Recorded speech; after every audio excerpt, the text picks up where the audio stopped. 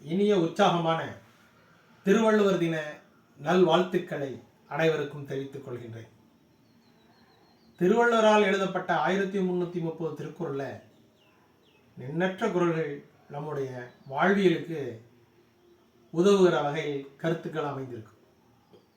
அதில் நாம் பார்த்த வகையில் படித்த வகையில் கற்க கசடர கற்பவை கற்றவை நிற்க அதற்கு அப்படிங்கிற குறள் பார்த்தீங்கன்னா மிக மிக அதிகப்படியான கருத்துக்களை உள்ளடக்கியிருக்கிறதுன்னு நினைக்கிறேன். அதாவது படிக்க வேண்டியவற்றை தவறில்லாமல் படித்துக் கொள்ள வேண்டும்.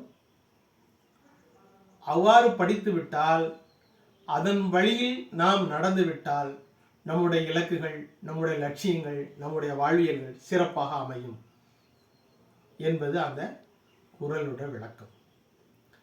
இன்னும் ஒரு போனா அந்த கசடர அப்படிங்கிற அந்த குறள்ல காவலே எங்குமே பார்த்தீங்கன்னா எந்த வார்த்தையிலுமே துணக்கால் இருக்காது. அது நான் எப்படி பார்க்குறேன்னா, இந்த குறளை படித்து அந்த குறளின்படி நடக்கிற ஒருத்தருக்கு வேற எவருடைய துணையுமே இல்லாம அவருடைய இலக்குகளை, லட்சியங்களை, வாழ்வியலை அடைய முடியும் அப்படின்னு நினைக்கிறேன்.